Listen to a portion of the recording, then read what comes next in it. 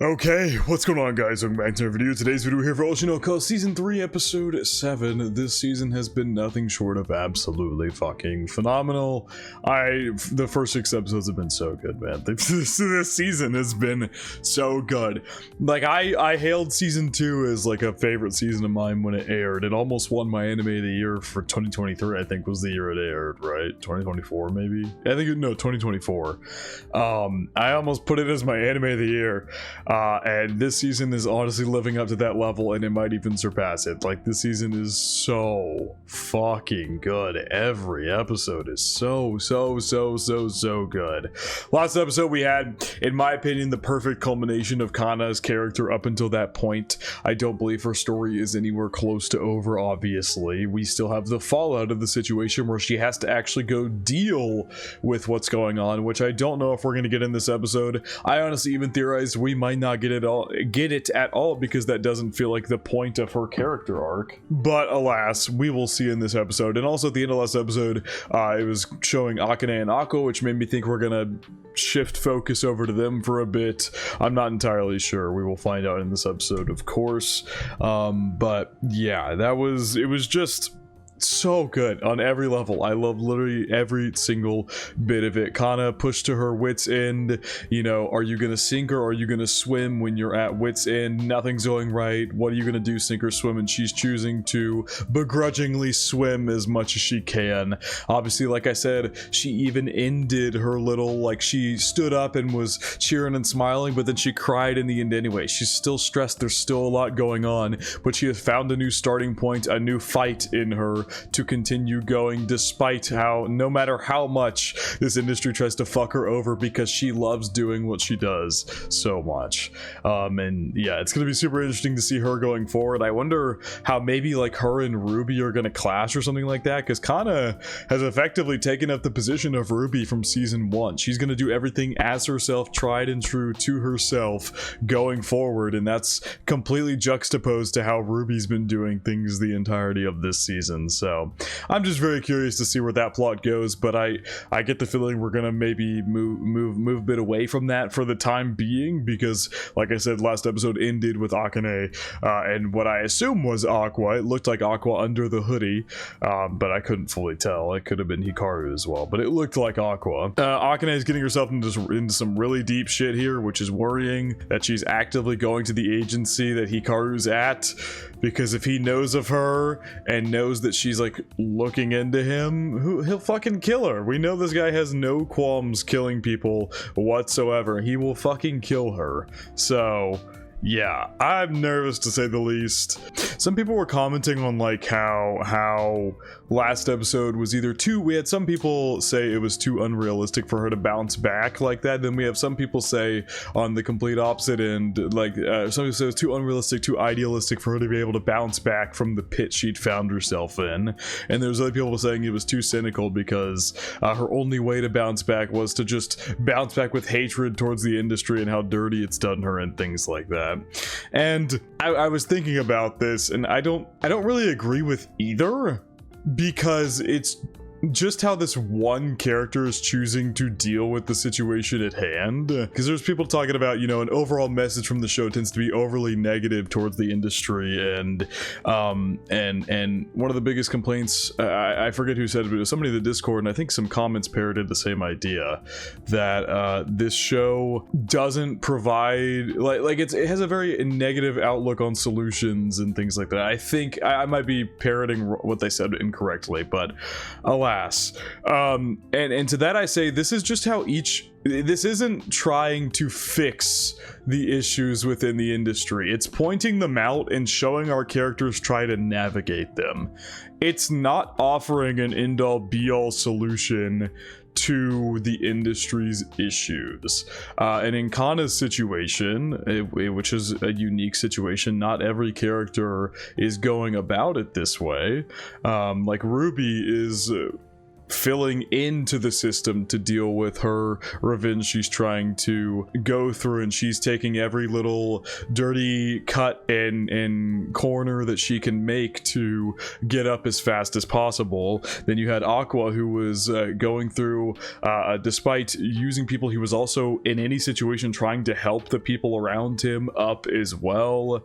So he's different from Ruby in that instance. You have Akane, who has the star eyes now, which we had long conversations about that and what exactly those mean, but she's handling being in the industry different. She's succeeding by just being in projects, and her only real negative experience with the industry was on that live show, and she's come out on the other end stronger than ever, partially due to Akko's help in that situation, and the people on the show as a whole. They put together that video for the public to see to save her image. With Kana, she keeps getting beat down and beat down and beat down, and just ends up deciding, fuck it, I'm gonna be myself no matter what this industry tries to do to me, and I'm gonna fight like hell no matter what happens. And I don't think that's a very cynical outlook at all. And once again, I might be incorrectly remembering what the people were trying to say, so this might be an incorrect take taken out of context. That's very possible that I'm misremembering. I don't have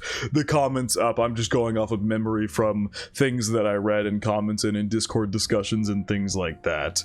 I don't think it's a too cynical approach, because it's just one character's approach to navigating it. One who's been beat down time and time again, has needed help again and again, finally finding the strength to push forward on their own. And I don't think that's too cynical, nor do I think it's too idealistic either. I think people, when pushed into a corner, are either going to sink or they're going to swim. And Kana is the kind of person who has the strength to swim. I think the mentality of saying, fuck it, I've got nothing else to lose, I'm just going to do what I can, is not a terribly idealistic or unrealistic scenario. Once again, I could be not getting the full grasp of what those comments were trying to say, but off the top of my brain, that's something I wanted to respond to. I had thought about that throughout the week since the last episode. Anyway, this has been a very long introduction here. This is going to be a very long video, like all of these Oshi no Ko videos are, especially for this season. There's been an especially a lot of discussion. Nah, I don't think that's correct English, but I'm going with it. So strap the hell in. We got a long video ahead of us. I'm excited. I really love this show. Anyway, let's hop into it. Per usual, feel free to check out the Patreon and Discord. Links are in the description below. As far as the Discord goes, we talk about current anime, past anime, current manga, past manga, and have non-anime conversations as well. And as far as the Patreon goes, you get exclusives and uncuts to all my reactions. So feel free to check out either of those of your own will. Now, without further ado, let's hop straight into Oshi no Ko Season 3, Episode 7. Okay. Oh, yep. They're looking to release shit about it. Has Kana? Oh, yep. Kana's back. They got to discuss now where to go from here. Okay, so we are gonna get how she's gonna handle this solution, or handle this problem. Not handle this solution. Come up with a solution for this problem.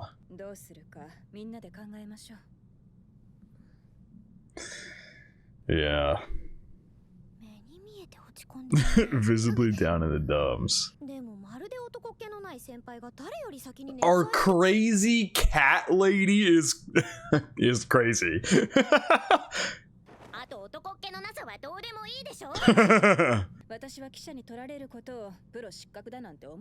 It doesn't. It's gonna happen. The more famous you get, the more it's gonna happen. Like, no matter who you're out with, people are gonna photograph it, and it's just gonna get more and more the more you get famous and such. And these people specifically set up a situation for you to get photographed like this. This wasn't even just regular paparazzi or anything like that. These people actively set up this situation knowing Shima liked you as an actress, so that this situation could come out and they could get a scoop out of it and tarnish the name of Bikomachi.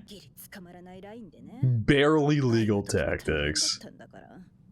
They were probably even more of a bane in your side when I was around, in all honesty, because this Bikomachi's not as big as that one was yet. Yeah, so this feels like specifically targeted, basically. They're not at that level yet where this would just happen because they're so big, photographers catch on to something going on and see them like hanging out with somebody. You're like, oh, that's that person from this group. We gotta get the scoop here. You know, they're not that big yet. Right now they're just a YouTube channel with not even 1 million subscribers who, you know, is on these different like smaller, they have concerts occasionally and are on, maybe Ruby's on like a smaller show every now and then. Mem has her own channel, but they're not like the cream of the crop big celebrities anywhere close to that yet. Oh, that's interesting. We've been theorizing all along that the girl who knew Kana, I don't remember her name at this point, was specifically targeting Bikomachi, maybe because she was involved in a different idol group and Bikomachi was getting too big and she wanted to take them down a peg. But an up-and-coming big director like Shima, who has good movies and is, you know, has a good rep going for him so far in the director sphere, maybe a director is behind Kana's friend, Kana's actress buddy, who wanted to set this situation up, knowing maybe Kana was desperate. She wanted to set this up to make Shima look bad, maybe because Shima didn't cast her for a role or something in a movie that he was doing, or some shit like that. Some petty revenge. Maybe it's something like that. That's very interesting. I didn't even think of that as a possibility, that Shima was the actual target in this scenario. Yeah, like I said, there's rumors that he's a playboy, but he's also continuing to rise as a director because he keeps making good stuff.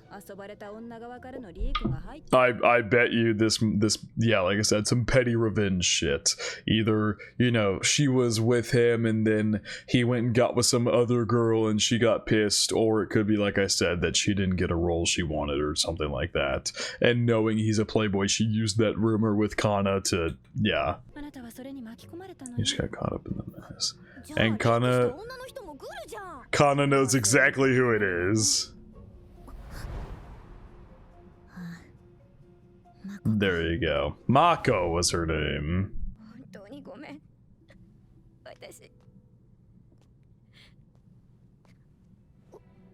Thank you, ma'am. Thank you.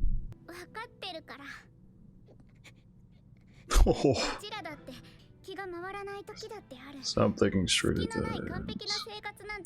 I mean, yeah, it's called being human. Everybody makes mistakes. You were desperate, you tunnel visioned, it's okay. We get it. Everybody makes mistakes. Aww. What you think about over there, Ruby? Interesting. They translated it to "I feel so bad for her," but that could be... Can't that be translated? I guess it's a contextual thing because Japanese is a very contextual language, but can that also be translated to like "I pity her" or something like that? Like she's pitying Kana? That kind of thing? Maybe I'm wrong. Because I think it also can be "I feel bad for them." Even making a terrible choice, one that would bring you pain.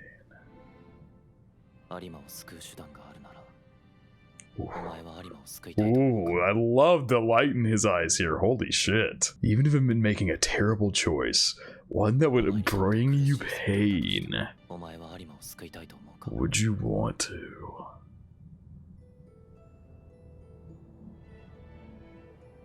Whoa!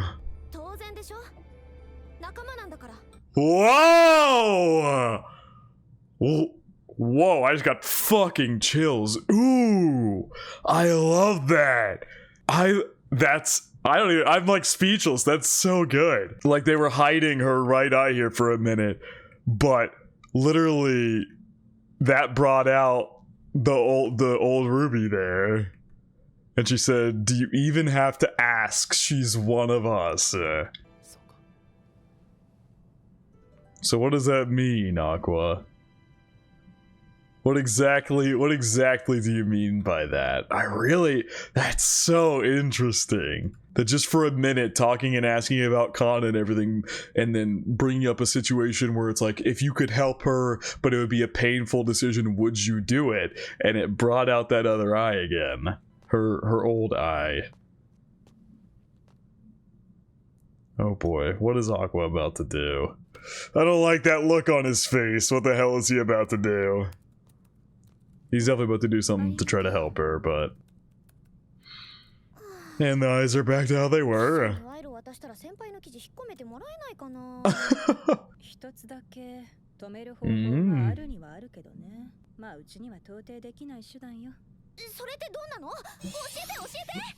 Ruby's all on the train of helping Kana now. Because before she was just saying, I feel bad for her and everything like that, but Ruby was like pretty quiet during the scene and she wasn't saying a whole lot and everything, but you know, after Aqua brought that up to her and she kind of took a minute to sit there and think about it, she even said, do you even have to ask? Like, yes. And now she's all on board trying to figure out a way to help. Who is Aqua? Is this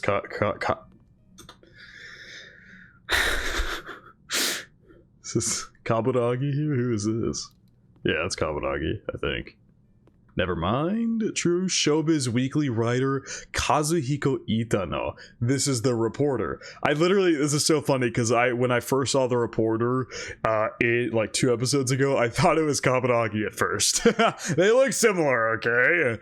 But this is Kazuhiko Itano. This is the guy who took the pictures. Is he trying to like see if they're really going after Shima above all else? Considerable influence? Is this really true anymore though? I don't think this is true anymore. Considerable influence? Girl who has name recognition? She hasn't been in anything in a while, and she's faded as like the last favorite per herself, to be fair. She's faded as like the last favorite member of B Komachi. Is she someone with considerable influence at this point? Oh, Jesus, of course. I was like, she's still a high schooler. She's still... Because, you know, he goes, she's a fully fledged... She's a grown woman and all the above. And Aqua goes, she's still in high school. Like, come on, man. But then he's like, she's in showbiz. Like, implying that this is just something you gotta deal with. Like, oh, Jesus. I don't think anybody's... I mean... But I also don't think anybody's claiming her to be a private citizen. You're just trying to spin a bullshit story with her name on it for clicks, and we're trying to get you to not do that. Ooh. The stalkerish photos taken without her knowledge won't hold up to scrutiny. Yeah? It's hard to say because I think the level of scrutiny really depends on how famous you are. I think that would be like you'd get higher or more intense levels of scrutiny depending on how famous you are.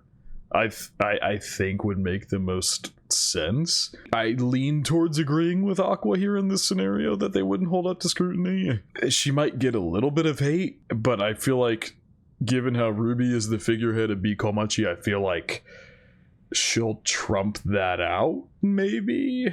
And also, yeah, they're very stalkerish seeming photos. I guess maybe Aqua's saying like scrutiny won't hold up to scrutiny from people questioning like why these photos look so suspect, maybe? As what he means by scrutiny is he's saying like it won't hold up to the scrutiny of people being like these photos are very stalkerish, this is kind of weird, why are you doing this? Like, does he think that scrutiny will trump anything else that could come from it? They went into it before. Nah, yeah, but you know what you're doing. You know what you're doing though, bro. You know what you're doing. These are Joes themselves. They will.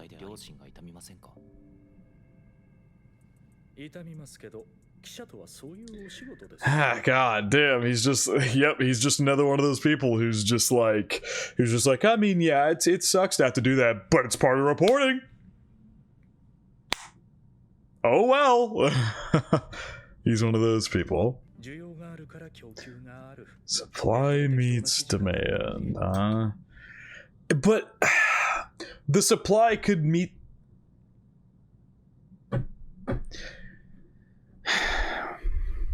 Hold on, I gotta formulate thoughts here for a second. I guess supply is meeting the demand when the demand is just for any drama that people can run wild with on the internet. It doesn't matter whether the drama is actual genuine drama or if they're fabricating drama, as long as it is something that people reading can take and go wild with online, then I suppose the supply is meeting the demand, because these people, I don't think, are fact checking this drama. They're just taking what they see at surface value and running with it. That's the state of most of the internet at this point. I suppose, yes, your supply is meeting the demand because people are demanding drama, whether it's actual genuine drama or just fabricated bullshit to get clicks. They'll take either. There you go. Because showbiz will get you more clicks, reads, whatever you want to say it. Or however you want to say it. Showbiz will get you more of that. More people pay attention to showbiz than they do to politics. That's just flat out the truth. More people pay attention to their favorite celebrity than they do to fucking what's going on in government, what new law is being passed, or some shit like that. Drama in politics is not going to get you as many reads or hit your quota as quickly than showbiz will. Maybe there's incentives for, if their story does a certain amount of well, they maybe get a bonus or something like that. And to hit that bonus, they're definitely going to go for showbiz stories that would bring in more viewers, readers, clicks, whatever you want to say. To put food on the table. Yeah, there's sick fucks who are like that too. Yeah. A whole mix of people. Probably the former. He got a call from Mako, and she told him there's a scoop there, and he needs to do it to make money. Yep, if there was a way to make him more money than this story will make him, he'll drop the story.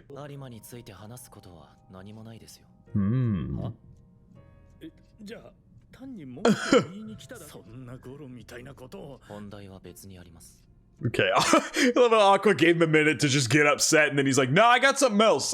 Instead of going like, hey, nothing to say about Arima, I've got something else here. He's like, I've got nothing to say about Arima. What the fuck, man? And then he's like, I've got something else. Oh, the lot. Is this about eye? Dude, the lines under his eyes, the dark. Yeah, okay. Is he gonna dredge up maybe information about Ai that only he would know because he is her son? With the feelings and pride of many, that'll pique the morbid curiosity of the public. It's gotta be about Ai, the way he's reacting here, but also the fact that he had that talk about Ruby, that he was doing something that would only bring pain. But he's willing to do it to help Kana. He's willing to dredge up, I could be wrong, but something about Ai in order to help get this story out of there, and so Kana is home free. That's the limits that he's willing to go to. He's willing to push his own PTSD to do that. Story that if you write, it will be an abomination in print. Holy.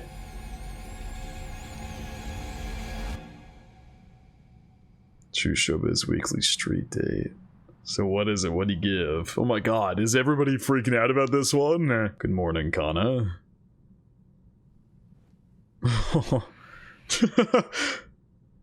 That's so real. Just want to go back to sleep.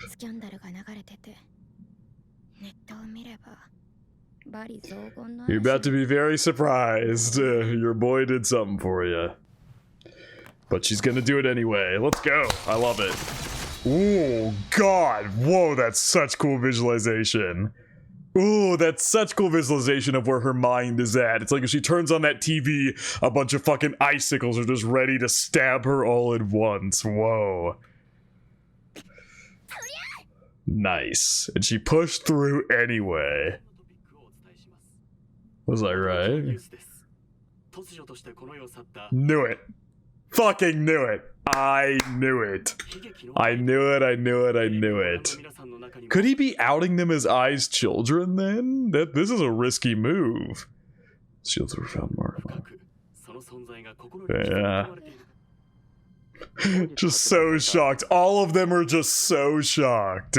What did Aqua spill? What the fuck did Aqua spill? The legendary idol True Showbiz Weekly. I of B. Komachi's son. No fucking way. He oh my god. He just outed himself and Ruby as Ai's children. Hold on. What? I said that thinking entirely that's not what he did. I was like, no way. But holy shit, the severity of what he was asking Ruby there and the way that she said, I wonder if it was kind of like never mind, ignore that thought I was about to say. But when he was talking with Ruby and everything, I knew it had to be something serious for the way that he was saying it would only bring pain and such. But like that glow in his eyes he had when he was asking her if she would do it, and then her as well getting the white star back. I can't, holy fuck. He was not kidding when he said it would only, what were his exact words? That it would only bring pain. Even if it meant making a terrible choice, one that would only bring you pain, would you want to? Look at this. I love this glow in his eyes, what he's willing to do for her. He's literally willing to holy shit. He's willing to out his identity for her. That's nuts. Oh my god.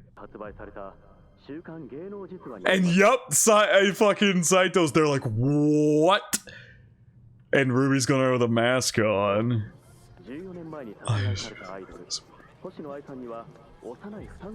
Oh my god! Aqua did... that's unreal that he would drop this to save Kana from the scandal she was about to get into. That he would drop this for her. That's fucking insane. Oh my god, that's crazy. I don't, Ruby, oh god, I don't think Ruby was thinking that Aqua meant anything close to what he's just done just now. Was killed by an enraged fan who found out about her children. Was that what Miyako said as well? What, was that the way that, hold on, both of Ai's son's twins are currently active in the, what the fuck? I actually cannot believe that holy shit! I'm not, oh my god, I'm still not over that's actually where that just went. I completely tossed that out as just a like, you know, is this what he's gonna do? Not thinking it would actually happen. What the fuck? I can't continue the episode. I'm not. What? Replace one scandal with another one. And that's exactly what Aqua did. A barter story.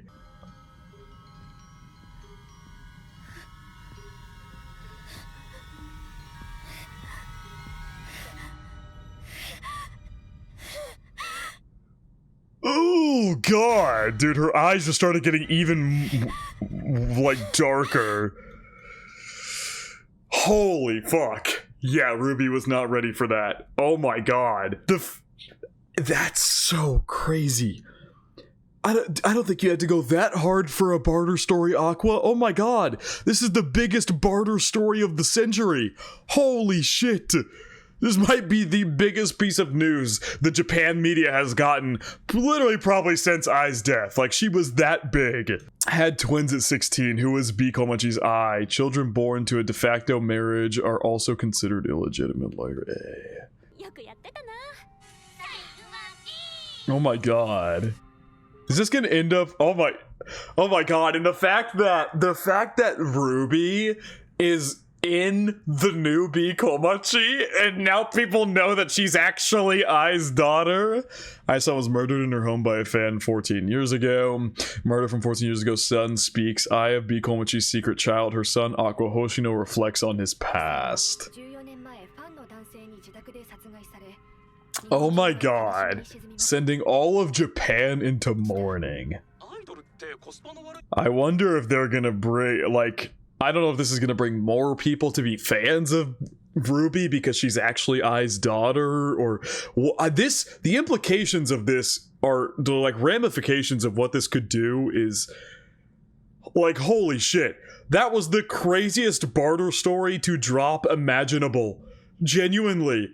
Like, I know Kana was gonna maybe be in some hot water for the situation, and Shima's a pretty big up-and-coming actor, I mean a director, but I feel like we could have gotten over that over time, maybe? But like, holy fuck, I don't think we needed this strong of a barter story for this to counter Kana's story that was about to happen, but I guess, holy shit, Aqua was willing to go that far for her. Oh my god. What do you make of the news about the idol who gave birth to twins at 16? Chant discussing the recent news. Heroes Room 1.62 million subscribers. Becoming an idol is a gamble with awful ROI.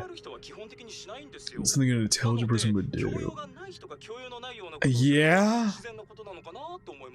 What? Chainsaw Man is on here. Ruby Hoshino, Aqua Hoshino, B. Komachi, Ai. Oh my god, they're trending like fucking crazy. Also, Chainsaw Man being on here is so funny. It's Chainsaw-san, excuse me. Chainsaw-san. Oh yeah, this is the people from that store, right? They got the posters back here. They were the ones watching the concert back in like episode 1 of this season. Oh, yeah, they got the poppin' too back here. Oh, man. Oh, wait, no, these are the guys who came to the concert in season 1, too, right? If I'm not mistaken.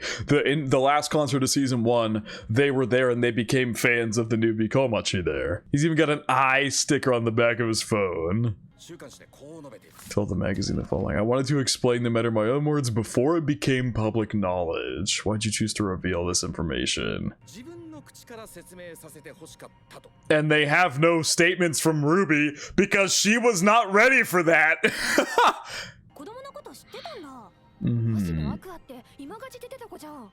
Yes, he was.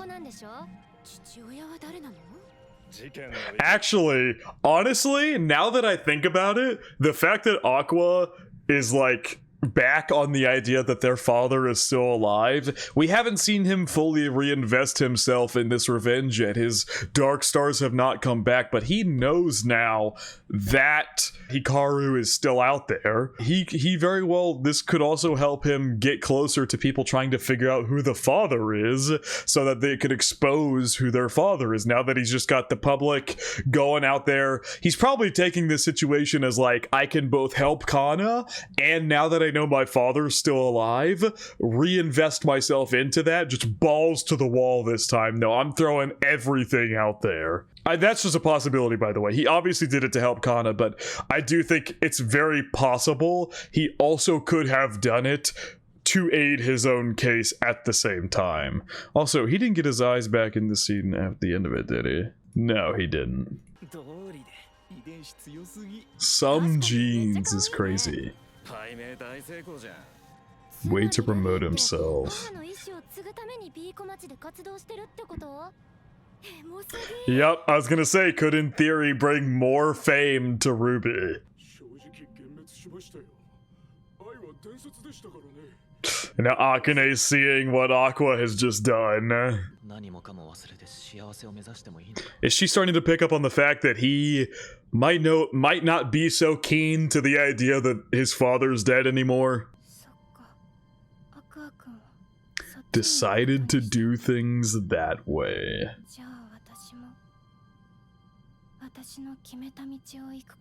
So we've cut back.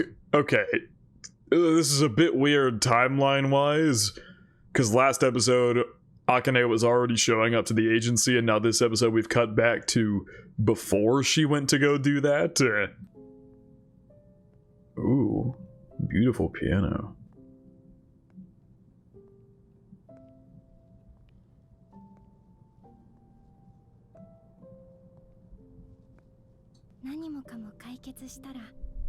Once this is all over,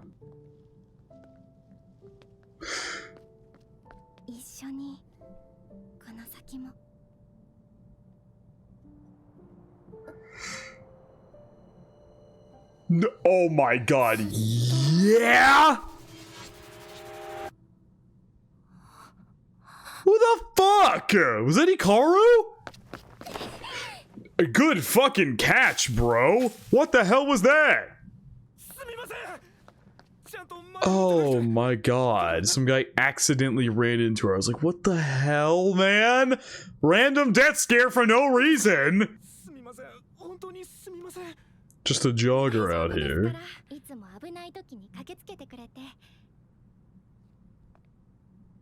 Were those flowers for Aqua? Oh, yeah. This is after that's all happened, yeah.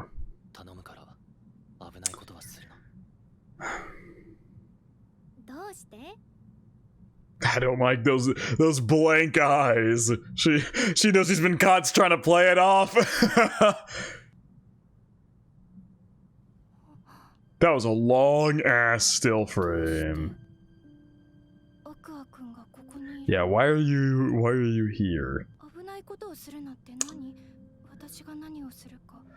Yeah, I think he's picked up on what you're out here to do. You're out here to go after his father.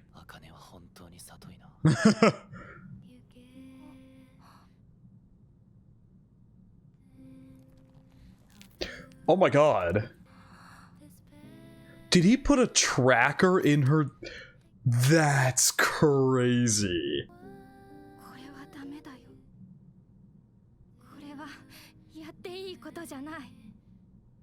Is this really the first time he's done that, though?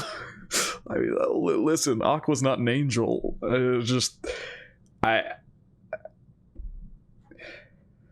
Yeah, I mean, this is, he has crossed the line here. Don't get him mistaken. I'm not putting a tracker on your partner is absolutely insane behavior, but like, it's not like he hasn't crossed the line before.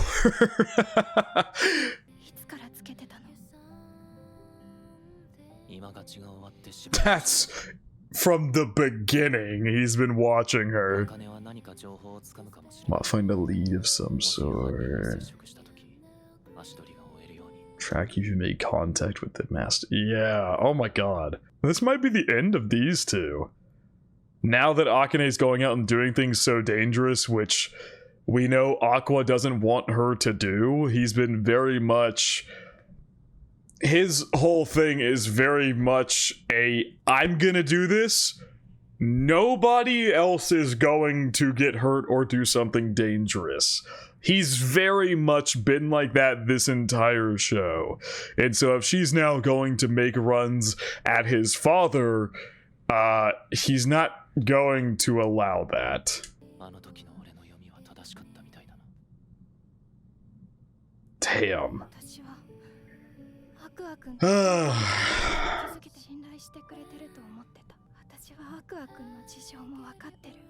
They've been going crazy. By the way, they've been going crazy with insert songs this season. I feel like there's a new insert song like every other episode so far. But I guess some huge moments have been happening, so it makes sense.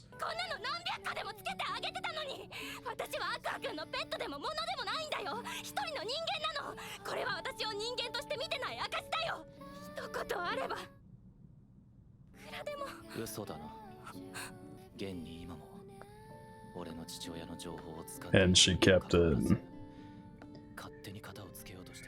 Yeah, it's true.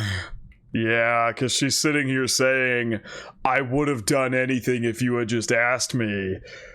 But everything she's done this season has contradicted that idea. She didn't tell him the information she found last season. She kept it secret and was now going out to do this on her own as well without telling him. That's true.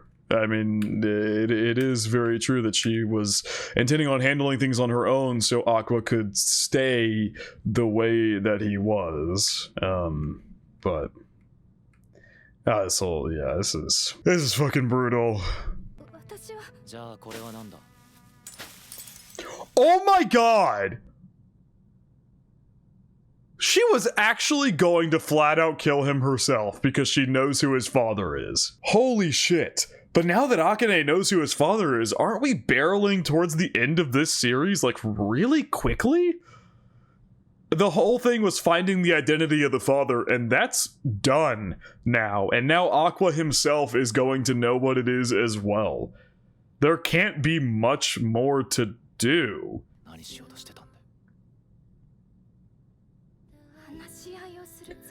Akane, girl, come on. There's a knife on the floor. We both know you don't talk with knives. We all know.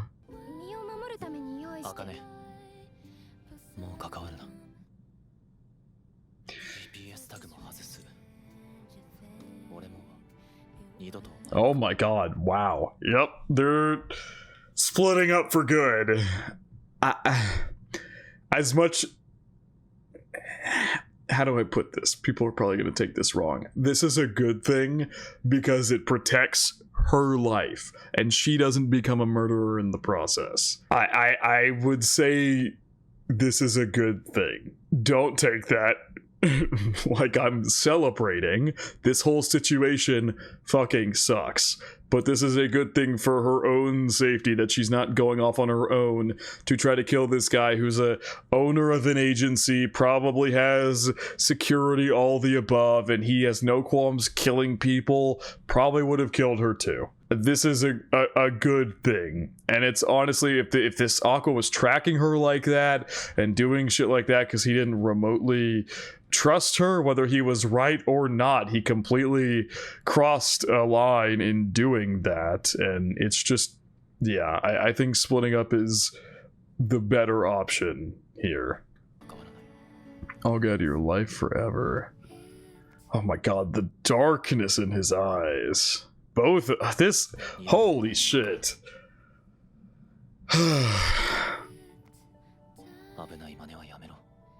Stop putting yourself in danger.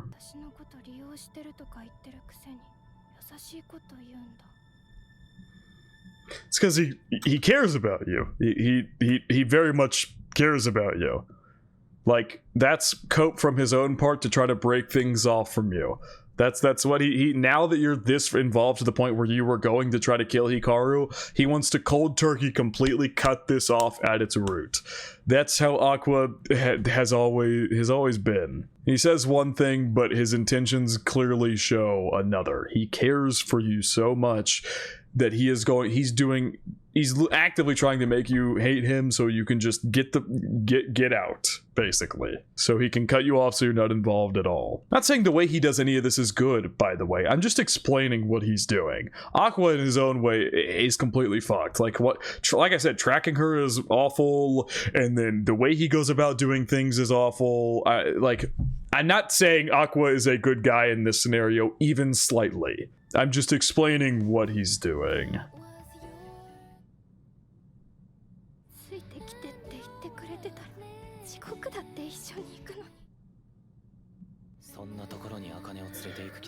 Yeah, I would never take you there.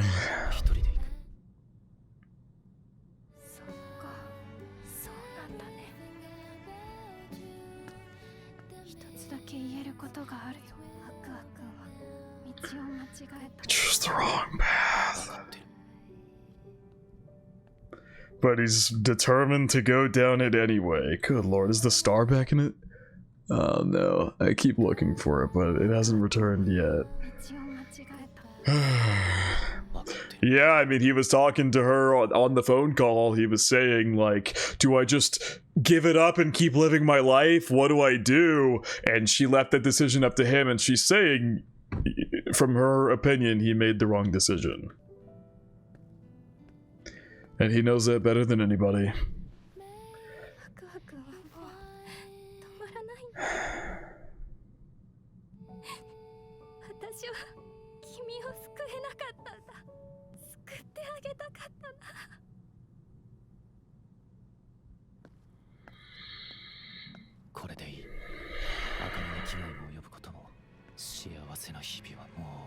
Oh God.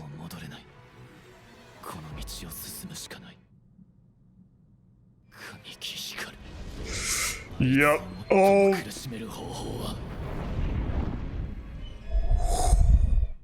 Dude, I got chills in the worst way possible. Fuck. This season is amazing. Oh my God, this season is unbelievable. This shit is unbelievably good. Holy fuck. A series that can make its characters do, like, bad decision, wrong thing, over and over, just trying to navigate these situations and still make their characters so real and likable and all the above is... It's insane how they do that. This show is so fucking good. Oh my God. This season might be better than season 2. It might be. It really might be. Now we gotta see how Ruby reacts to the fact that Aqua dropped that bomb on the public. He now knows Hikaru, Kamisaki, both his eyes are back. He's back on the revenge path. He chose, as Akane said, the wrong path. He could have gave it all up and went on living his life and tried to live a normal life, but he gave that all up to go back to the revenge path. The haunting past of his child self in his previous life won't let him give it up, no matter how much he wants to. But at the very least, he can push forward at this revenge while pushing away those who might want to help him, pushing them out of harm's way. Even it, because he himself doesn't want to be on this revenge path. We know that. He literally begged to not go down this path again, but his conscience would not let him, and he picked the wrong path, but he is going to do, at the very least, what he can to cut off those and keep those away from falling to hell with him. Oh my God, man. This is a crazy fucking episode. The huge reveal, telling the public about that, and he could reveal who their father is. He knows that it's Hikaru. He could reveal that to the public right now, but he wants to kill him. He wants to kill him before the public gets wind of all that. He wants him fucking dead. Because if he was to reveal to the public who their father is and then go and kill Hikaru, they'd be like, oh, well, prime suspect number 1 and 2 is Ruby and Aqua. This was I feel like there's so much to break down, but my brain is so overloaded. That scene from Akane and Aqua was so jam-packed. At the end of the day, it sucks, but for her own safety, I do think it is the best that she gets cut off from this situation, as Aqua has made his decision and chosen his path, like they highlighted on that phone call where he was deeply debating with himself, and he's now back on it. As he said, the good times are over. He's back in fucking business, if you want to call it that. Both the Hoshino twins got the dark star eyes now. It's also super possible that Aqua hasn't put a tracker on her since all the way back then. You know, like during the happy times, that's not something he would do or anything like that. It was just something during his revenge. He didn't fully trust her, so that's what he did. With how smart she was and things like that. And I think it's best that Akane gets out of the situation, but I also don't think she was entirely lying when she said if he had asked that she would do anything for him. I don't think she's entirely lying when she says that. It's just that the first option was to keep him away entirely, which Aqua took as, you won't do anything I say if I ask, because she withheld information from him to keep him away from his revenge. I don't think she's entirely lying when she says she would have done anything, but of course, Aqua's not going to take it that way after she withheld information from him. Which I do agree with Akane doing that. I think that was for the best. I really like that she did that. But, you know, he now knows that she did that, and he doesn't like that she did that. Once again, I feel like there's so much to talk about. I feel like I'm not... So much went on this episode. Oh my god, we haven't even seen Kana's reaction to that absolute nuke of information he just dropped on the public. But like, I was exactly correct, by the way. I was 100% exactly correct in what I said, in that Aqua was helping Kana. He was using the barter story to help Kana, but he also was using it because he's chosen the revenge path. He was also using it for that reason as well. There was double benefit for him dropping that story. And now this statement at the beginning that he says to Ruby carries even more significant weight, because he says even if it meant making a terrible choice, because he's picking the revenge path. It's not just getting that information out there, it's the implication of everything that conspires in this episode comes from this one question he vaguely asks Ruby, to which she says, without a doubt I would. And Aqua takes that, and this might be the last time, maybe for a while, that we see a shine in his eyes like this. He took helping Kana and then also used it as a way to further his revenge agenda at the same time. Oh man, I'm probably going to end up recording an extra segment after I sit down for a minute and think. I'm probably going to end up recording an extra segment because I feel like I'm going to have more to say when I think about this episode. But for now, I think that's done. If there is, it'll probably be inserted right here, and you'll get extra discussion. But if not, I don't know if I'll have anything else to add. This episode was fucking insane. It's been peak episode, literally since episode 3. Like, the first 2 episodes were good, don't get me wrong, but they were pretty, a lot of build up. It's been 3, 4, 5, 6, and 7 have all just been nothing but absolute peak episodes. Like, holy shit, this is so good. In the worst way, because this season has been the darkest season by far. We just had the fallout of Akane and Aqua's relationship here. We had Kana going through the hell that she went through, even though it's maybe looking to be a little more positive. Ruby manipulating the hell out of people to continue rising, leaving Mem and Kana in the dust in the process. Mem going through her own struggles, feeling like all the work she put in was for nothing if Ruby just took over like this. I mean, it's been and Miyako, of course, dealing with everything that's been going on. It's been it's by far the darkest season. That's why I said ending 2 would fit this season better than the current one. I like the current ending, but the current ending would have been better for last season. I think that song fit last season's theme pretty well. This season, the current opening that we have and Burning would have been perfect. I said that last video too, but I really think it. How do I put this? I think Aqua and Akane's relationship was kind of always doomed from the start. Akane having this mentality of, I wanted to save you so badly, you can't enter into a relationship with that mindset. You saved me, and so now I'm gonna do whatever the fuck it takes, consequences barred, to save you as well. It's not gonna work out like that. It just isn't. That won't work. Anyway, I just wanted to say that as well, because I was thinking that a mentality of going into a relationship with somebody, like, she of course loves him, we know that, but being so hell-bent on saving somebody that you'll go to these ends, I just don't, it fundamentally was never going to work, especially with the way that Aqua prioritizes keeping everyone away from him, and he's the only one who suffers through this revenge. Like we saw here, he pushed Akane the fuck away. He said he did everything he could to stop her from getting any further involved. This was an amazing episode. Animation looks stellar. It's been fucking phenomenal all season. It's been drop dead gorgeous.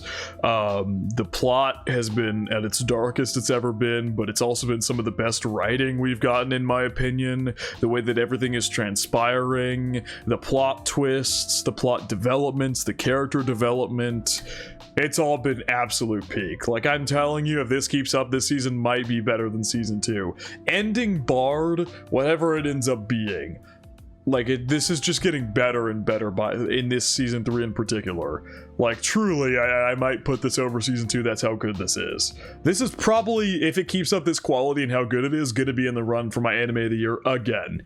Like I said, Oshi no Ko season 2 almost won my anime of the year. This is gonna be in the running again. The second time this show will be in the running for my anime of the year. It's that fucking good. This show is so good.